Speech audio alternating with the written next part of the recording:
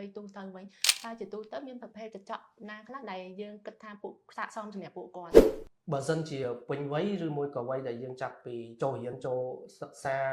អនុវិទ្យាល័យវិទ្យាល័យឬមួយក៏មហាវិទ្យាល័យគឺយើងមានហើយក៏យើងមានផលិតផលល្អជូនគាត់ដែរសំខាន់គឺតកតងជាមួយនឹងការដែលគាត់រកអ្នកជំនាញឲ្យបានត្រឹមត្រូវខ្ញុំនៅតែ focus លើអ្នកដែលគាត់ចង់ដឹងថាតើធ្វើមិនដើម្បីទៅរកទីតាំងមួយឲ្យបានច្បាស់លាស់ត្រឹមត្រូវហើយជំនាញបច្ចេកទេសគាត់ហ្នឹងបានច្បាស់លាស់ឬមួយក៏បាត់បទពិសោធន៍យូរឆ្នាំដូចខ្ញុំអីចឹងជាដើមអីចឹងទៅអញ្ចឹងកន្លែងនេះអ្នកទាំងអស់គ្នាត្រូវគិតថាផ្ទៃយើង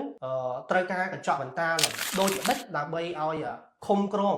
បរិបទរៀនរបស់យើងក្នុងវ័យហ្នឹងយើងរៀនក៏រៀនធ្វើការក៏ធ្វើការហើយយើងកំសាន្តបាទឬមួយក៏ travel ដែលគាត់ចង់ជិះម៉ូតូបើកឡានអីហ្នឹងគឺ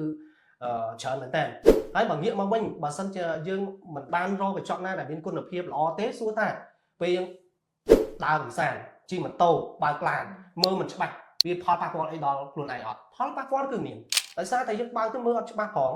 ម្ដងច្បាស់អត់ច្បាស់អញ្ចឹងអាការដែលយើងប្រយ័ត្ននៅក្នុងការបើកបរហ្នឹងវាផលរំខានហ្នឹងគឺទៅជាមានបញ្ហាណាមួយកើតឡើងដែលយើងមើលមិនឃើញទៅជាការសោកស្ដាយកន្លែងនេះគឺជាកន្លែងដែលយើងទាំងអស់គ្នាមិនអាចគួរមើលរំលងទេ